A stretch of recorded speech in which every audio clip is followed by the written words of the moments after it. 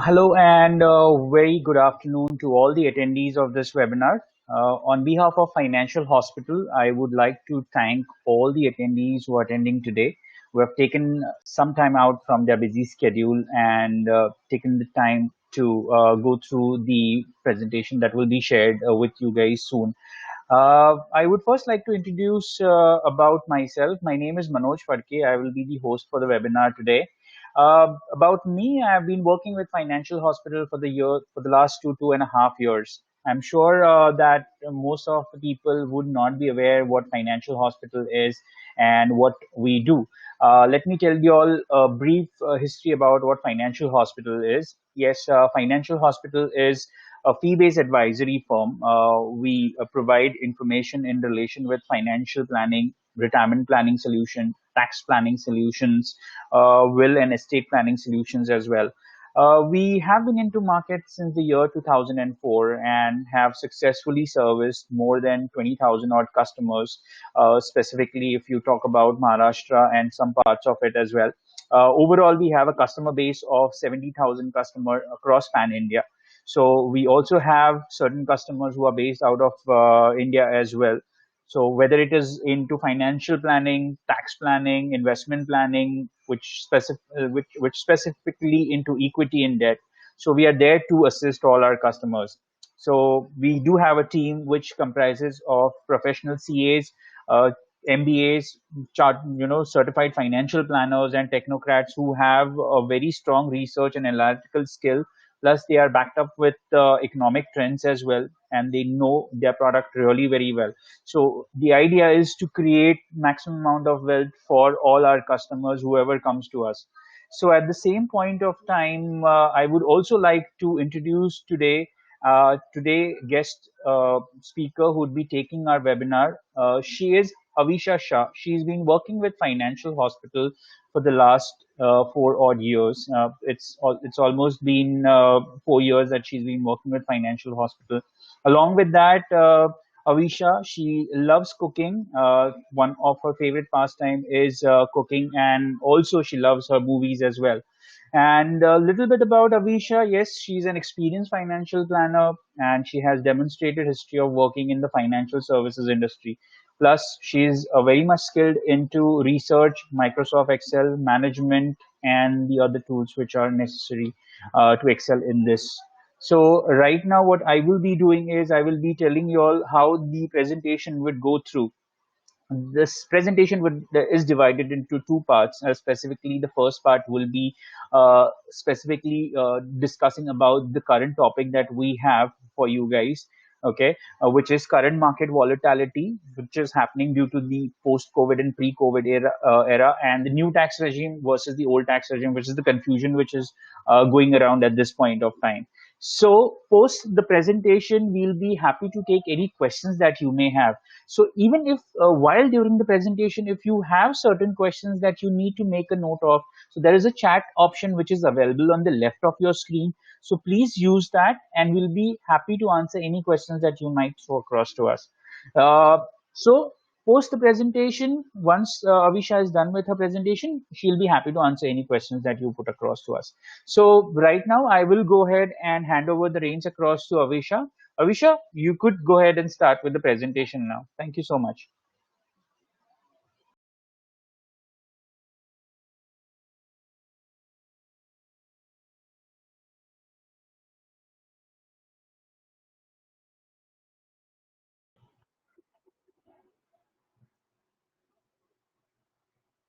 Thank you so much, Manoj. I hope I'm audible to everyone. Good afternoon, everyone. Thank you, everyone, for attending this webinar. So I'll be taking ahead from here. A special thank you to all the payers who are paying the tax and due to which our country is growing. So this is a small tribute to them.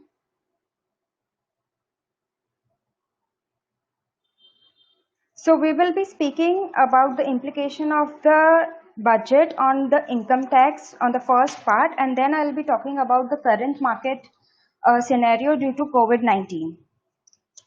So there were few major changes which had taken place in this financial year's budget, in particularly into income tax.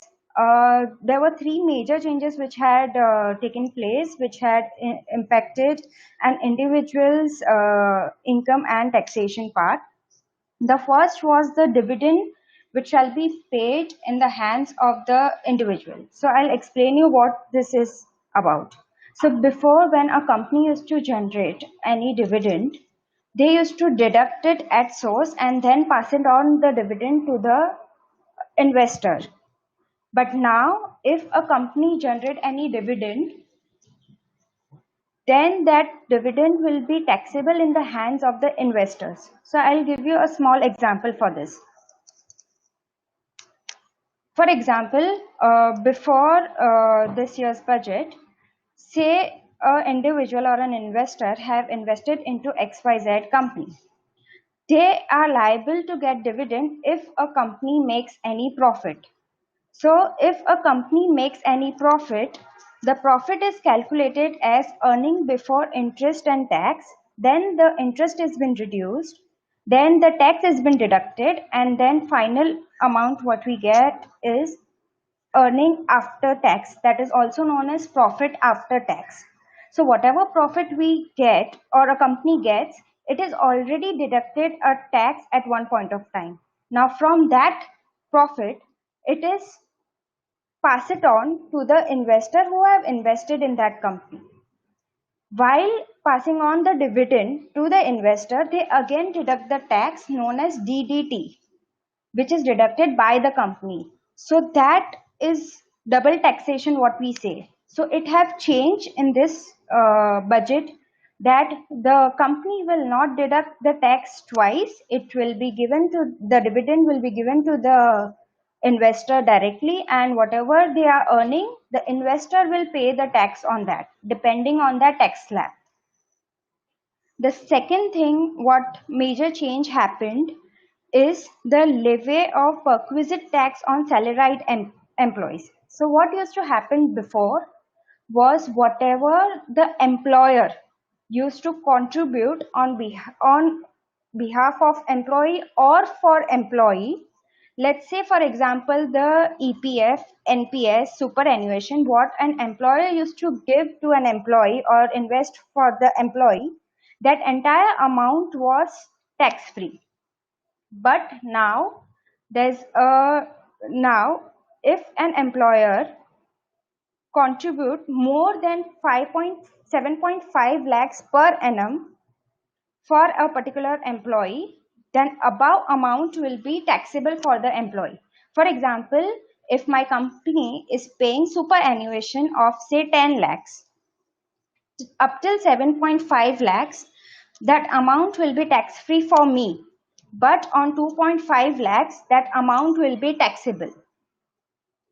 And the last and the major change what we are going to talk about is the old and the new regime in the old and the new tax regime. So first, before going to the new tax regime, I'll just explain you the gist of it. The difference between the old and the new tax regime is one, the tax slabs are different. So for old tax regime, the tax slabs are a bit higher as compared to the new tax regime. The new tax regime, the tax slabs are lower. I'll explain you on the other slide. In the new tax regime, the other difference is that you cannot take any tax benefit. So what is that about? I'll explain you on another slide. So if you can see on the right hand side, these are the tax slabs for the new tax regime. So at every 2.5 lakh level, the percentage of tax payable is increased by 5%. So starting with individual whose salary is up to 2.5 lakh, they do not have to pay any tax. Individual whose salary is between 2.5 to 5 lakhs, they have to pay 5% tax. Between 5 to 7.5, they have to pay 10%, and so on. Up till 15 lakh, they have to pay 30%, and above 15 lakh, 30%. So at every slab, the tax is being calculated. Now, in this new tax regime, you have to understand a major point, whether you are generating an income from a business or no.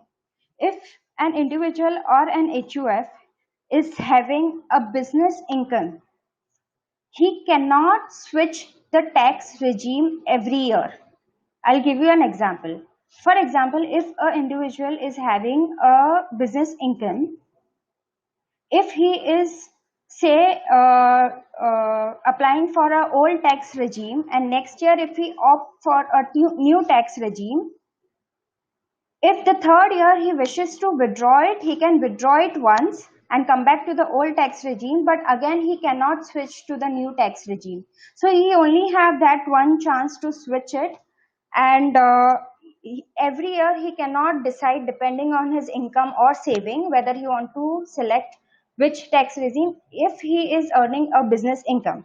For an individual and a salaried, they have an option to select that tax regime in depending on the year. If in a particular year they have not done any saving or investments, then they can go for the new tax regime, and if they have done the savings and investment, they can go for the old tax regime.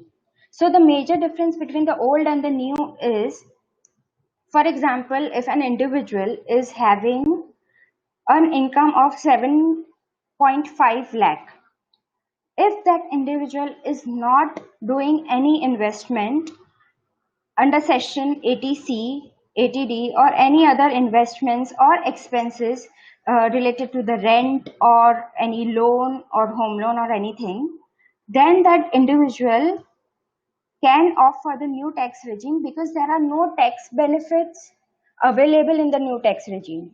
But if an individual is having an income of 7.5 lakh and his expenses are, say, 2 lakh, he's paying interest on home loan, 1.5 lakh he's doing some investments in 80C, under section 80C, then that income after deduction falls below 5 lakh and the tax becomes 0%.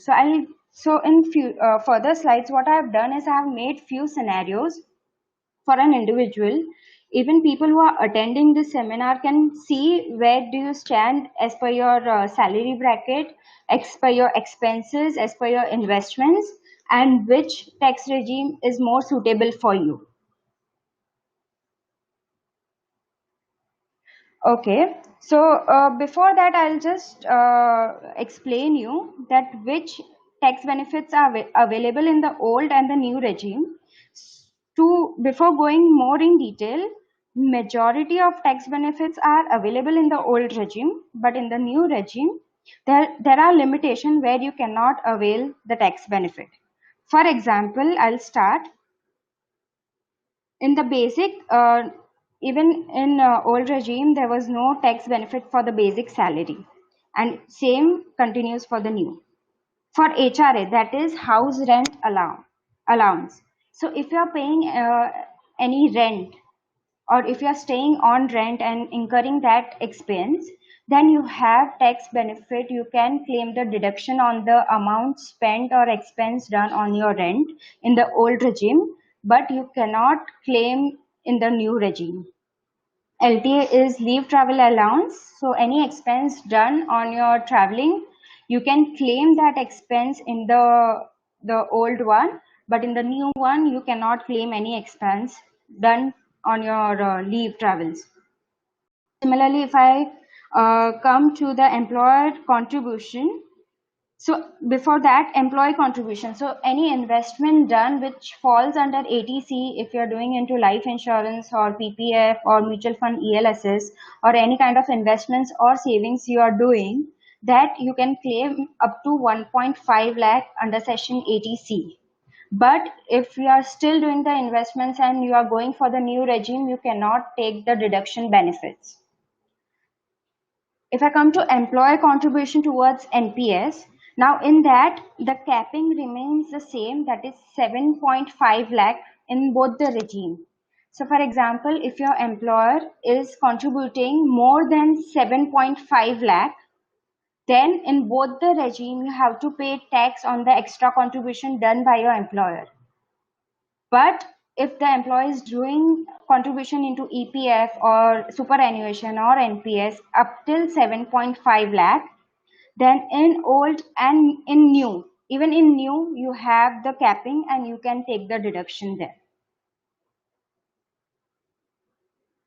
If you are having any home loan, so interest up till 2 lakh can be deducted in the old tax regime, but in the new, again, it is not there. If I talk about education loan as well, so entire interest in education loan is exempt into old tax regime. So this was the rule before also under 80E. If you are having any education loan, you do not need to pay, you can take the interest, entire interest into tax exemption. But that facility is not available in the new regime. For medical insurance, if you're buying any medical insurance, then you can claim for in old regime, but in new regime you cannot. But if there is any self disability, then only you can claim the deduction in new regime, or else you cannot claim for medical insurance or medical expense as well. For the retirement benefits like maturity on your insurance, pension, or EPF maturity or PPF maturity at the time of retirement, the rule remain the same for old and new, which was there in past, that it will be taxable as per the income slab. So as I told, I'll be explaining you about the scenarios which I have created based on an individual who is incurring a expense or is not incurring a particular expense or savings, and how it will affect in both the tax regime.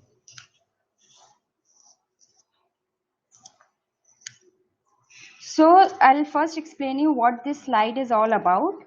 So the first column is the income of an individual starting from 5 lakh up till 20 lakhs. Then the second column is the old tax regime. It means that how much tax you are paying if you follow the old one. In the new, it is how much tax you are paying if you follow the new regime. And old and new means comparison if you are in benefit or in loss, whichever you select. So in the first situation, it says, sorry. So in the first situation, it says you have a saving habit where you save under section 80C, you do some investments.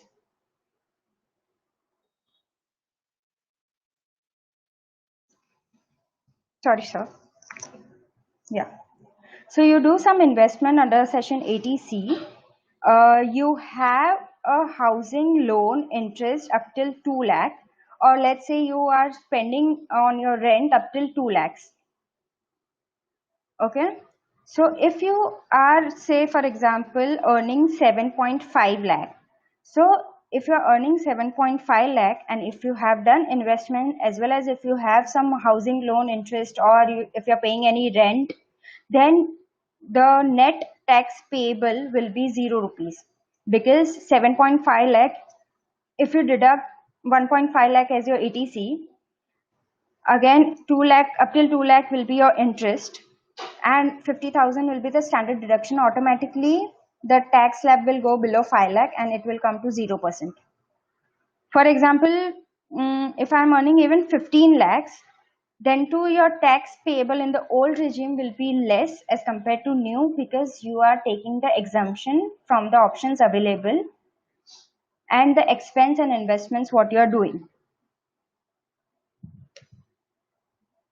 Now for the second example, if you are just doing investments but you do not have any rent expense or any housing loan interest occurred, so exemption up till only 1.5 lakh, that is the investments what you are doing. It can be PF or it can be EPF or the employee provident fund which the employee is contributing. Then I'll tell you which one is the good option for you.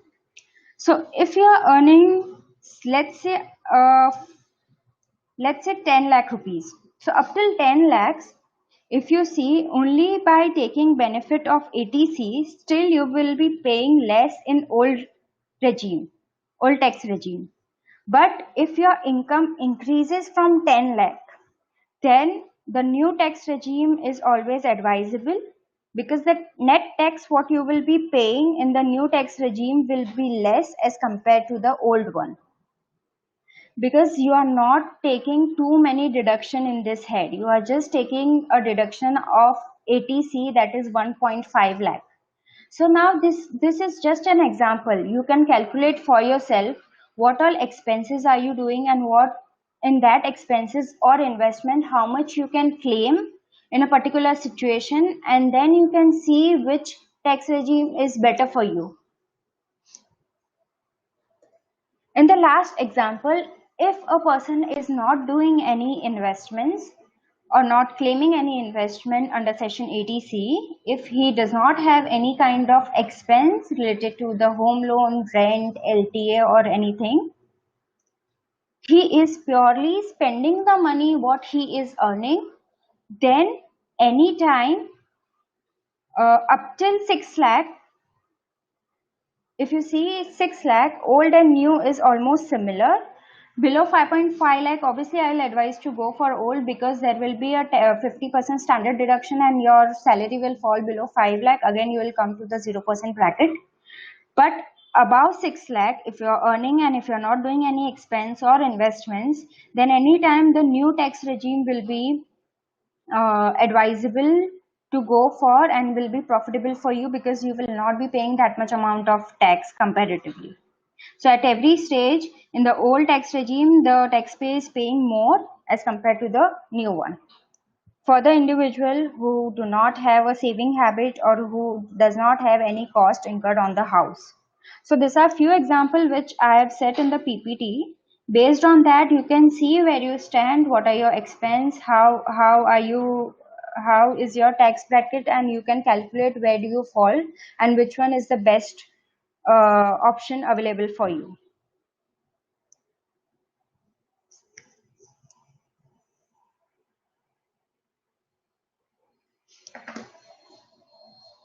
So this was the whole topic related to the old and the new tax regime. Still, if you have any doubt related to that, please feel free to ask. I'll resolve that doubt.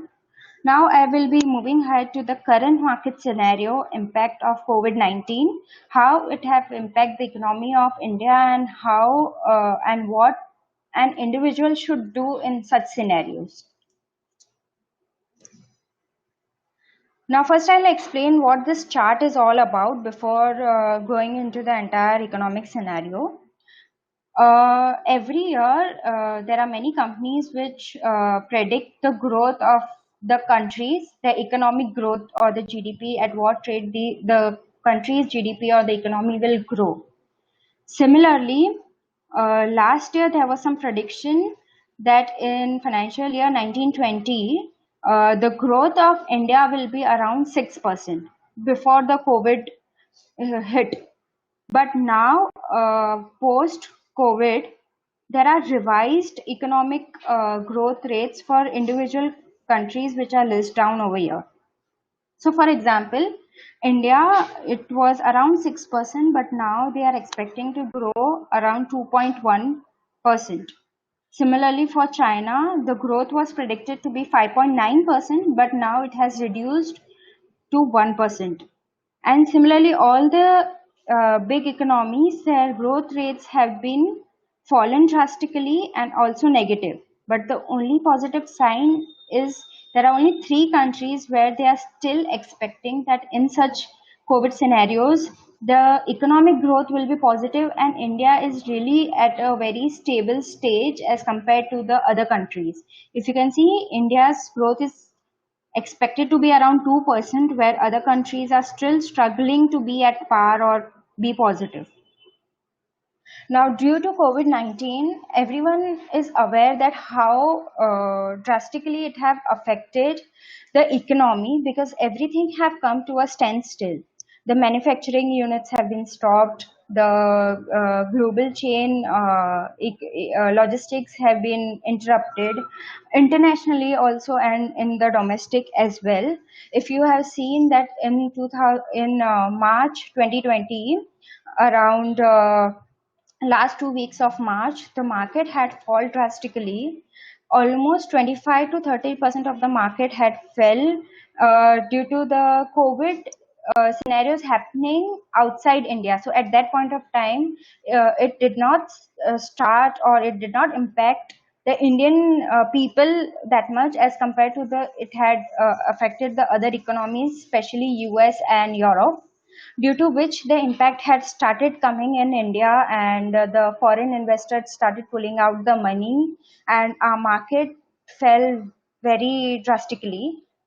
But slowly, we have also recovered from that scenario. I won't say we are at the best right now, but we have again stabilized at a certain level, and we have recovered up around 15% from that fall. uh, as I said, so the major problem in this situation is not the downfall, we, but the major problem is the uncertainty. We do not know that when and how long is this going to continue or when this is going to end. This uncertainty brings a lot of economy instability to which is faced by an every individual right now and in every sector. If you talk about any sector, they are right now in so much pain because it is not about the economy survival, it is their own survival, and everything is at the standstill. So government is taking a lot many measures to control this COVID and to minimize the effect which has happened due to it on people and on economy. If I talk for on people, India is one of the best country to handle the crisis. It is known since past, and since it is an history that India is the best country to handle the crisis. Similarly, the way we have handled it is way better as compared to the other developed countries, which is a very positive sign for India. Also, the measures what we are taking and what the government is taking at a so rapid speed so that the impact is minimum is also very good. For example, as soon as this lockdown was announced, within few days government also announced that there will be a monitoring period to not pay the loan for 3 months, which means that they are aware that due to the situation, the economic growth is at standstill, has stopped. There will be a problem in the salary and there will be a problem in the growth, profits, and everything. So they have given us a period to pay the loan. If you have any home loans or any loans, you can pay it after 3 months. There are many tax related flexibility also given to an individual. For example, for the small medium enterprise sector, that is SME sectors, they are given relaxation to pay the tax. So the up till 30th June, they are allowed not to pay the tax, and they can pay it for the extension from the 31st March to 30th June. So they have given the 3 months breathing period to pay their taxes for an individual as well. So normally what happens at the March end, at every financial year March end, an individual either do their investment and declare their investment to save their taxes for that financial years. But because of the current situation, an individual have given 3 months of time to to invest into instrument where they want to save tax, and they have given the 3 months breather also to claim it post 31st March. Second thing, if you have already done the investments before 31st March, and if you are doing an investment in this 3 months period, does not mean it will be counted in the previous year. It means that that investment will be counted for the next year. So you have that flexibility. Third thing, if you have any kind of capital gain, for example, if you have last year, if you have sold any property and you have incurred any capital gain from that, so you have a leeway to do a certain investments which we normally do at 30 before 31st March. We declare it, or we do investment in southern bonds where we can save the tax, or you can pay the tax, whatever is the option an individual selects. So even that option is being extended till 30th June.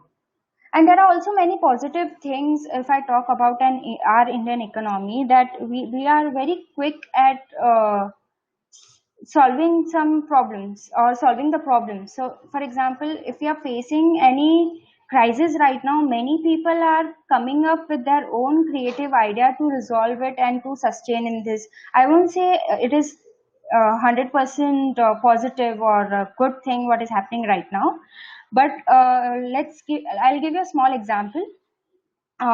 Since everyone, due to the lockdown, no one can travel or go to the office, everyone started working from home. Now, the work from home became so positive and good that many companies have adapted this culture, and they have said that even post lockdown, they will continue to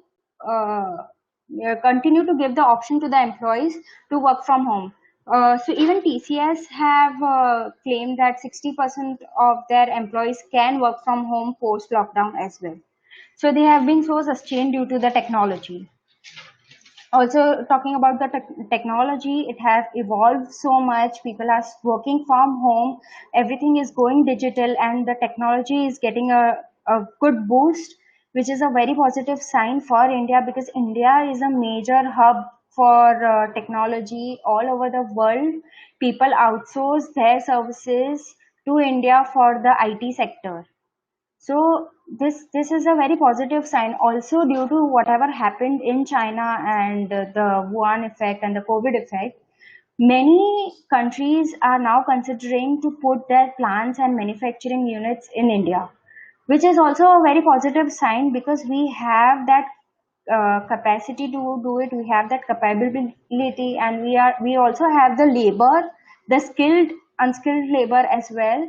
So it is an opportunity for us also, that it is like blessing in disguise. So in future you can see a very good growth in the economy. But yes, again, the last sentence what I want to say is the uncertainty, that we do not know when this is going to end. So I'll speak about the bounce back. How will India bounce back? So before going to that, I'll explain you what is the bounce back. So there are three types of bounce back. One is the V shape, one is the U shape, one is the L shape. So bounce back, I'm talking about the economy. So V shape bounce back, if you imagine a V shape figure, something falls down and suddenly it rise up. So that means it's a V shape recovery. So if in India, if an economy has fallen drastically and suddenly in few weeks it again jumps back to its normal position, it is known as a V-shaped recovery. A U-shaped recovery is when there is a fall, steadily, slowly it will recover, and slowly it will come back to the original and move higher. So I'll give you an example later on this. An L-shaped recovery is it's like a I won't say a disaster, but it is very scary thing, because if you can see an L shape, if an economy falls, so there is no end where when it will rise. So it is at downfall, and it is just going in the straight way. Either it will take too long, or either it have to start everything from there to rise up, if I'm talking about the economy. Now I'll with this recovery stages, I'll give example for each. So in V-shaped recovery, for example, if we are detected with virus, the whole, it's a pandemic worldwide. So market in March, as I said, it fell drastically by 30%. There were circuits, lower circuits. So at within if we get the corona virus vaccine in a very early stage, let's say in 2 3 weeks or 1 2 months, And if everything falls in place, we will again have that V-shaped recovery and the market will again jump up, which right now I do not think is possible, because to create a vaccine it takes a lot of time. Worldwide, people are trying, many companies, many pharmaceutical, they are trying a lot to come out with the vaccine, but we just pray that it comes out soon. The U-shaped recovery is the market have fallen drastically. It takes a certain amount of time to recover it. So we are in that phase right now. Hopefully, uh, I'm hoping that we are into U-shaped recovery, means we are waiting for the vaccine, and in next a month or two, once we have that COVID vaccine, we will again recover. Our economy will again recover and will come back to the point where we started, and we'll move ahead from there. The L shape is, as I said, that if we do not have any vaccine, or if we see a second wave of COVID worldwide, then it will be a little difficult to, that it will take a lot more time as well to recover. So we are hoping, and we are more likely that it should be a U shape. Obviously, we want V shape, but I think U shape is more likely, as people and everyone is working towards a vaccine.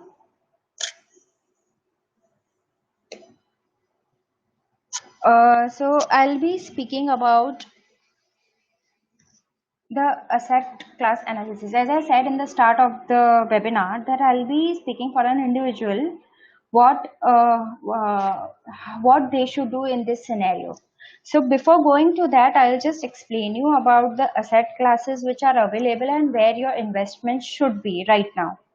So there are major five asset classes: equity, debt, gold, real estate, insurance. So if you ask me, if I am a long term investor and if my horizon is too long, then I think equity is the right time to invest. I'll tell you why. So in 2008, when the market was down by almost 50-60%, in 2009-10 it recovered, tripled. It always happens that if a market falls, there's a disruption which happens. As I spoke, there are many opportunity which comes up and the economy recover. In today's scenario, the only thing is we are uncertain when the recovery will come, but we are hoping that soon it will be there if we get a good vaccine towards COVID. So equity investment, because the markets are at their low. So it's like 4 years low right now. If you see Sensex also around 32,000 and Nifty around 9,000, it is 3 years back Nifty, 4 years back Sensex. So it is a right time if you can invest into a good blue chip companies for the longer horizon to get good returns. Yes, right now you should also avoid the companies which are having small market capitalism, or the which are small in nature, small cap companies. Reason is there are also chances for the company to close down because of the situation and the economy right now. If I talk about debt investments, so in debt you have to be very specific and particular which debt you are investing. Why I have written the comment neutral is because of few cases which have happened in the market. If I talk about Franklin Templeton, if I talk about the debt market which is going on, it is not steady right now. There is a lot of credit risk loss, which is speculation, I can say, or which people are scared of right now. So if you are investing into debt, be sure you are investing into a secured debt. What is a secured debt? You can either take a nice bank FDs. You can invest into some guaranteed return, guaranteed return products. So there are many fixed income products available in the market which gives you a guaranteed return as per the market scenario. as per the rates available for the long term. So it is really advised to go for those products because it acts as a little security in your portfolio. And there are debt and liquid mutual funds, but that you should avoid, or unless you have an advisor who can advise you on those investments. Gold, again, if you ask me, it is positive because right now, from last 1 year, gold have given almost 47 to 50% return, to be very specific. But I won't advise you to go or invest a lot into gold. It again depends on an individual. There should be a certain percentage of your portfolio which should be allocated to gold, only for two reasons. One, it is a safe haven investment. Safe haven investment means if everything falls and if everything is at their low, the worldwide economy is down, gold will act as a security in your portfolio. And second, as an Indians, we have habit of buying gold at certain occasion. So instead of buying all together, it is always advisable to buy in a smaller chunks. The fourth asset class is the real estate. So in real estate, I'm not very positive because of the current situation. People are right now on the survival mode. No one will think to buy a property. The property rates are also drastically fallen. So if a person who have bought property in 2016 or 70, they might be already in loss for those property, and it becomes a burden for you. It is not equally liquidable. For example, if you need money in emergency, real estate will be the last thing where you can sell, and uh, it will be the least liquid asset class, if I can say about that. And maybe this is not the right time to even think of real estate. Insurance, this is the most important and very important asset class in your portfolio. Insurance is very important because before doing any investment, it is very important to take care of your risk. So insurance take care of the risk which is associated with you. So for example, related to your health, related to your life, or anything, insurance should be there, and then the investment part comes takes place. Okay, this is the sector analysis. I'll not discuss more on this. I'll give you a gist of it. As I said, India can be an opportunity, and it can be the upcoming China or better than China. So, if for a common person, I'll tell you, if we think in our daily basic in our day-to-day life, which are the daily things which we are using? One, we are using groceries, vegetables, fruits for consumption. Second, we are using medical kits, sanitizer, basic tablets, and the emergency thing which we use it in this survival stage. And third is the IT technology what we are using in day-to-day life for let's say work from home, or many people are right now online playing games. So these three sectors, if I talk about pharma, healthcare, FMCG and IT, they are very positive because even in this scenario, uh, people are uh, people are using these services, and FMCG means fast moving consumer goods. So I think these three sectors are very positive compared to others. Let's say air and travel, no one is going to travel right now for next 6 months or 1 year, depending on the situation. No one is going to buy an automobile or a car or a vehicle or anything. So, or even if you see oil and gas is low because no one is traveling right now. So, if you ask me about the sectors which will be positive in this scenario, will be pharma, healthcare, FMCG, and IT sector. I'm very positive about. So, even if you are thinking to invest something in equity, this can be the sectors we can study on. The last and the most important slide for an individual. So as I said, how I can help an individual to in this scenario. So for an individual, so this is a short version of financial planning. What we do in financial planning, what we always tell our clients is to uh, you should have you should always prepare for the worst. Okay, so this is the worst right now what we are facing. So you should always do the risk management first. Now, what comes into risk management? It means that in any scenario or uncertainty, you should have some emergency corpus with you, some liquidity with you that you can survive for next 3 to 6 months without dissolving any of your assets. That means without selling off any of your property or assets or investments. So this is the first step when you do financial planning. Your second step is to be to have a proper amount of insurance, so that, say, right now in scenario people need health insurance because of the expense what is happening due to COVID. So it's a part of it. So health insurance, term insurance, and emergency fund is what is the first step an individual should do. Second thing what you should do is you should understand, so whatever cash flow you have right now with you, you should understand your cash flow first, that what is the income coming, what are the expense happening, and you should also bifurcate those expenses between the luxury and the need. So what is right now in the survival stage, we are more focusing on the need expenses like on grocery, medical, healthcare, and everything. So those are the expenses which we cannot avoid.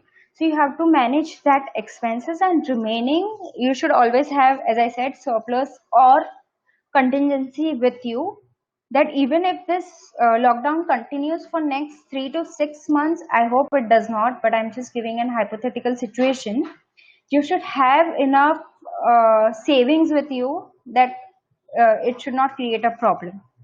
The third step is, if after calculating your cash flows, you know how much is the surplus on and above the savings, on and above the contingency. So that surplus you should invest systematically into SIPs. It is, I understand this is the scenario is bad and everything is down, but if you feel that you have enough security and you have that excess amount, then even a small amount into SIP will make a lot of difference in your portfolio in future. Two reason, because it in long term you will have been invested for so long, and second, the markets are down and at very discounted rate. So it is like an opportunity for you to grab. It is an opportunity for you to grab it and invest into this situation. But yes, before investing, you can always consult an advisor that which SIP or which mutual fund is suitable for you, and what you should invest into and how much and how you should do that. So an advisor will help you more better with that. Financial plan or portfolio review. So this is a time where you again rebalance your asset allocation. You might have done few investment in past, or your investments must have continued for long, but in this situation it is the right time to rebalance it. The funds which are not doing, you should change that, or funds which are doing more, you can invest more. Or if you have some bad investments, you can take an action if possible on that investment. And it is very important for you to sit down with the financial planner and discuss about the situation, so that they can explain you more how to manage your finance. It is now what is happening right now in last 1 month, what I have observed is many people are coming into equity market saying that they are making too much profit. They are investing for a week, they are investing for a day, they are making some profit and coming out of it. But if I tell you, this is the most riskiest thing what you are doing, because it is not advisable. You will never come to know when the market will fall drastically and where you will lose everything, in fact what you have put in, or maybe more. So it is not advisable for you to do any short-term trading or intraday trading unless you are an expert and unless you are into that field. Again, if you are into that field, many people are avoiding it. So it's a strict no to go for futures and options. For equity short trading, you should, yeah, if you are planning to invest into equity, you should select a very strong fundamental script and you should invest it for the long term. And the last thing what I would like to say is this is Corona and the shell to pass, and we are doing our best as a country I'm talking about to control this, to manage this. Our government have taken a very nice decisions, and I think in future also whatever will come, I hope they will handle it, and I know they will handle it. So this shall to pass. Please do not panic in this situation. Do not just looking at some losses in your portfolio. Do not sell off everything. I'll advise you to stay calm, stay invested, and if you have any doubt, you can let me know. Thank you so much.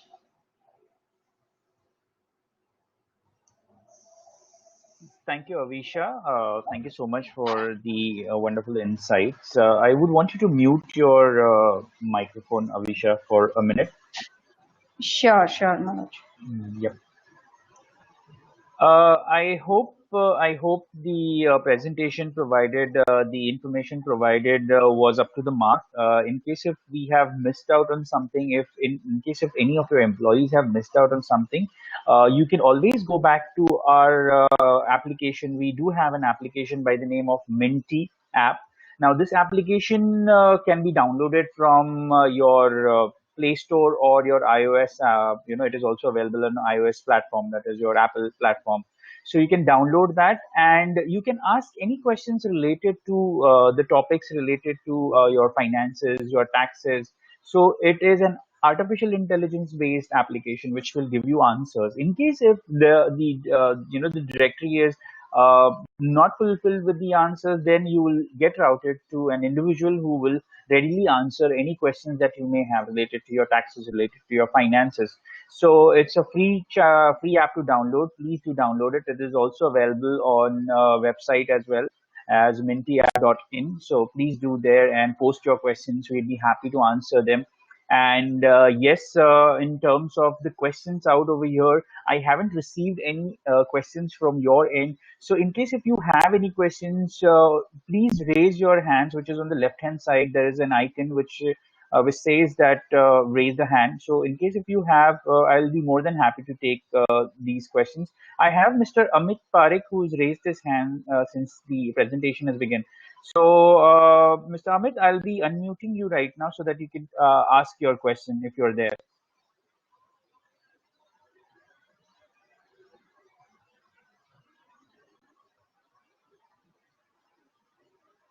So, Mr. Amit, I have given you the rights to go ahead and ask your questions. Could you please ask your question?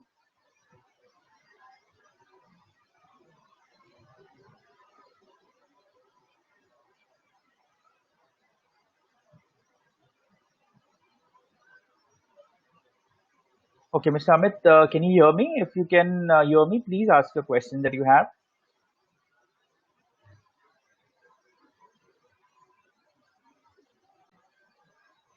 Okay, there seems to be a problem out of there. I'll put another question across. Okay, Mr. Manoj has a question, so I'll ask him to ask the question.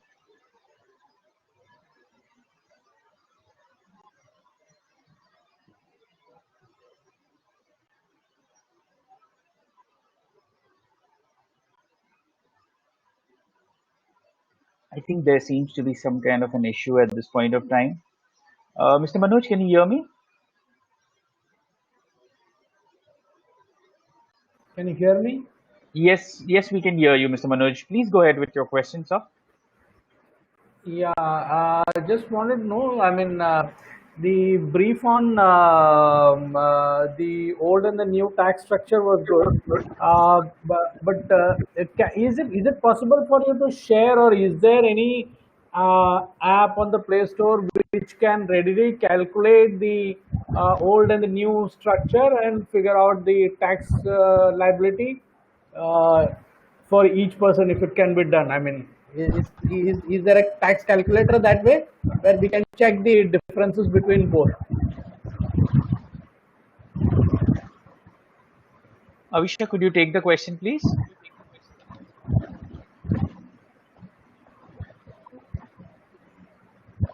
Hello. Uh, Yeah. so we do have a tax expert who does this. They understand individuals' taxation part and their entire expense, income, and investments, and they do the calculation for them. So if needed, you can contact directly on Minty, and expert will be there to help you out there. Okay. No, And I was yes, we asking will whether be. there.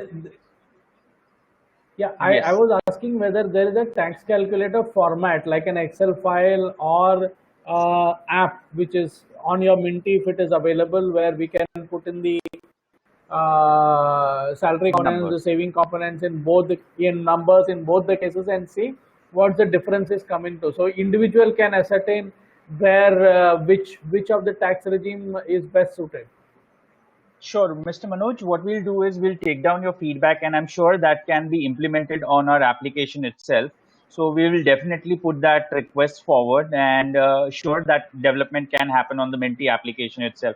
Meanwhile, if you have any questions related to anything apart from this, that questions can also be answered on Menti itself. Okay, And okay, we thank will you. definitely share this presentation with your HR, and that will be passed on to the HR team, and you could the HR would pass it on to you. Okay, okay, thank you. You're welcome.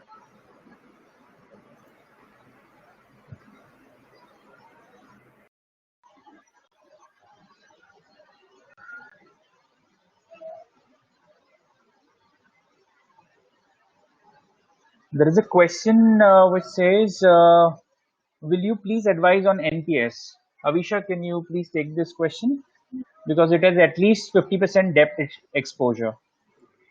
Yes, I can do that. So I'll explain you about how NPS work is. Certain investment is done towards national pension scheme, where you also get a tax deduction up till 50,000 for an individual. Uh, so NPS, it's like at the time of retirement, the entire matured amount with whatever returns an NPS have, the entire amount is segregated in two parts. One is 60% of the NPS is tax free, and 40% is you have to buy a taxable annuity. Again, which means you have to go for an annuity where you will get monthly income, which will be taxable. For NPS, we do advise our clients to keep a certain portion into that. Two reasons. One is that you get tax benefit, and second, at the time of retirement, you will get a regular income. Also, there are options available in NPS to go for the combination of equity and debt. So you can select that option which you want to opt for. If it is long term, we normally advise to go for equity, and depending on the client's risk appetite. But too much exposure into NPS is not advisable, because at the time of maturity you will not get the entire amount. So only 60% tax free you will receive, and rest 40% you will need to buy an annuity for that. So a certain portion in the portfolio is good, but not more than that.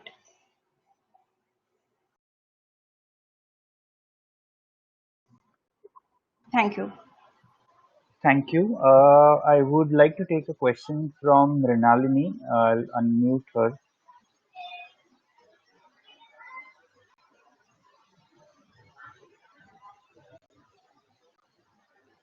Do bear with us. At times, the technology takes its own sweet time to present itself. So please excuse us. In case if you have any questions, please do ask them over here in the chat box, which is also available. Okay, Mrinalini, can you hear us?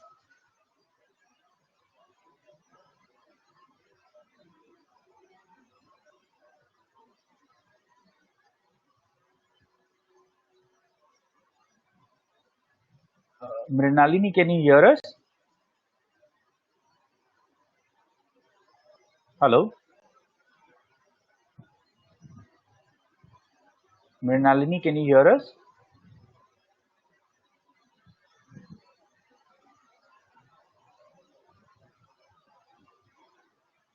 Okay, Mr. Amit has a question. The question. Yeah, can you hear me, Manoj? Yes, yes, Mrinalini, we can hear you. Mr. Amit, Yeah, I'll yeah. take your question. Next question. Yes, please go ahead. Sorry. So my question is now is the time where all the employees will have to decide whether they have to go by the old tax regime or the new one, right? Hello. Yes, yes. Avisha, could you please answer this question? Yes, yes, Yeah, I've not completed my question. I yes. have to. Yeah. So, Avisha, now that the employee decides whether it's going to be the old or the new one, okay. In case further going, somebody wants to change, from the old to the new or the new to the old back again. Is it possible during the financial year?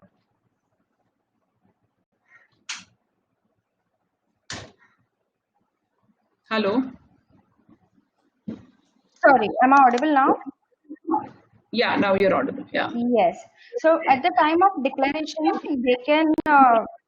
So at the time of declaration, they can think which regime they want to go to. But once, if they have filed in a particular tax regime, they cannot change in that financial year. For the next financial year, they can change their tax regime again. If they have opted for new, they can again go back to the old one. Only if they do not have any business income.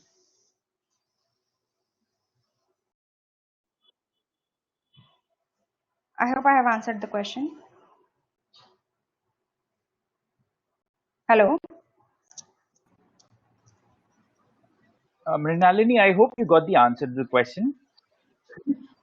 Actually, I couldn't hear Avisha properly, so I just lost her in between. Okay, Avisha, could you repeat the answer once again? I'll mute myself and I'll mute Miss Mrinalini also so that everybody could hear because there is a disturbance which happens when the microphones are not kept on mute. So I'll just Yeah. mute yourself. Sure. So, Mrinalini, if you have filed for the old or the new tax regime for a particular financial year, I'm not talking about the declaration, I'm talking about the filing part. Then you cannot change it to the again to the old one or the new one, whichever you have opted for that financial year. But for the next year, you can go back to the previous one, or you can change if you want to. Okay, let me take another quick question from Mr. Amit Parekh. Uh, in case of business person, you told that you cannot select old regime. I want to ask if I have earned less income, then what do I do? Which tax slab do we fall into in that case scenario? So for the business income, I have not said you cannot select old regime. In business income, what I have mentioned is for an individual and for HUF, if you have a business income and if you opt for a new regime or an old regime, or if you have only one chance to change the regime. For example, for this financial year, I opted for a new regime. For the next financial year, I have an option to come back to the old regime, but again, I cannot go to the new regime. So it happens only once. So you cannot change your regime once if you are earning a business income.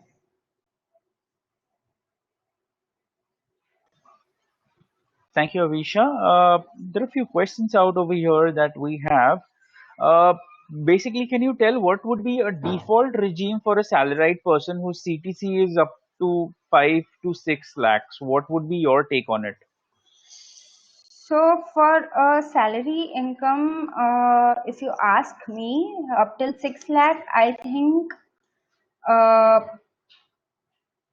old regime is advisable because up till 5 lakh, you normally do not pay any tax. You get a rebate in old regime. and you also get a standard deduction of 50,000, whether you incurred any expense or no. So, and most of the companies also provide PF. So anyway, the entire deduction, after all the deduction, it falls under 5 lakh. So it is advisable to go for an old regime.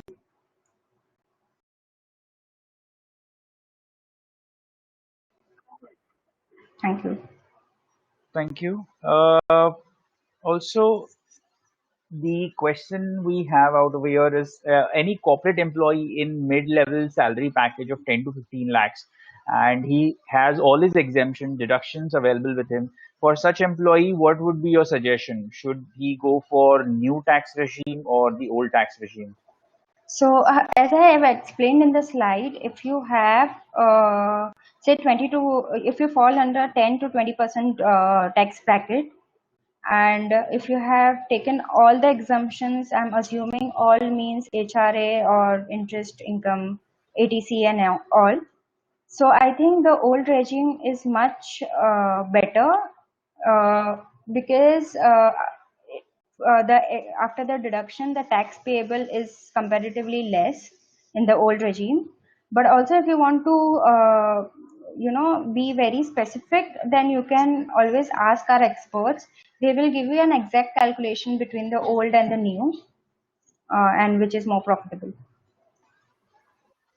So, as per your knowledge, salaried person can change the regime yearly, right? He can't change it in between once he's filed it, right? There is a question which has come again from Mrinalini. So, salaried person can change the regime yearly. So, the new tax regime is beneficial to higher salary brackets. So, that's a question. Is it beneficial for the higher salaried people, or whether it is beneficial for lower salary slabs? I'm sorry, Manoj, I did not get the question. Can you repeat, please?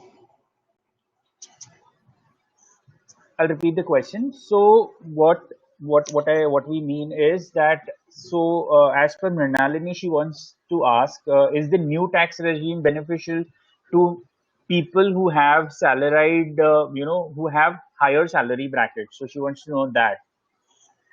So Mrinalini, depends on how are you using your salary. Maybe let me put it in this way. So if you are not doing any investments, if you do not have any expenses in terms of your home loan or interest expense or rent paid, so those are the major expense which normally happens for an individual. Which you can claim deduction for. So if you know that you are not going to do any investment under ATC, you are not going to take any medical insurance or any other expenses are there in this, then new tax regime is always advisable, because the tax payable will be less comparatively compared to the old one. Thank you. Is this the right time to invest in shares? Avisha, your take on it? So again, it depends from individual to individual. Why I'm saying is, first you need to analyze what is the risk appetite. One thing. Second, you need to analyze what is the horizon of your investment. And third, you need to understand in which equity asset you want to go into, or which scripts you want to buy. So it has to be very strong in fundamentals. It should be a large cap or a very known company, and there should be a diversification while you are investing into any asset class. So I won't say it is a bad time or you should not invest. I'm always positive for equity for long term, but yes, there is a certain way of investing into equities. You can take help or guide from an advisor who can help you to invest and into which stock. And first you need to understand your horizon, like for how long you want to be invested, and how much is the risk appetite, or how much is the risk you are willing to take for a particular investment. Thank you. We'll be able to guide you very well this ways. In case if you need to get in touch with any of our advisors, we do have a customer care number. which is 9699 800 600. You could get in touch with us, and we would be more than happy to assist you on any personal or financial based questions. There is another question which has come up, looking for the future plans, life after retirement. So what would you suggest for investment, NPS or any other investment scheme? Avisha, your take. So, is it either are you getting retired in a year, or you are getting retired, or you are planning for the retirement? So there are two different questions over here, Manoj. So I answer both. So always for the retirement, you should plan from now. Your investments should be such that post retirement you should get a steady income, and it should manage the lifestyle what you're having right now with the inflation. Second, if you're planning to retire, or if you're going to retire now, then there's a different approach towards entire retirement planning what we do for our clients. So that I cannot tell you what is the best thing to do. uh, I can advise on an individual for sure, but if you are planning for the retirement, yes, investments is important, and but it should be planned very nicely if you are investing even today. Thank you, Avisha, for all the answers to the question. We once again thank you all the attendees who have taken out some precious time from their busy schedule and attended this webinar. On behalf of Financial Hospital, I would like to thank you once again. It's a privilege serving you guys, and we hope that you are back and we could come up with some interesting topics regarding the current market scenarios. And we would love to have, to share along with you guys. So, on behalf of Financial Hospital, I would now like to take leave. Thank you so much, Avisha, for presenting your wonderful thoughts. And thank you again for all the employees and the attendees. Have a nice day. Thank you Goodbye. so Stay much, safe. Manoj, and thank you everyone for attending this webinar. Thank you.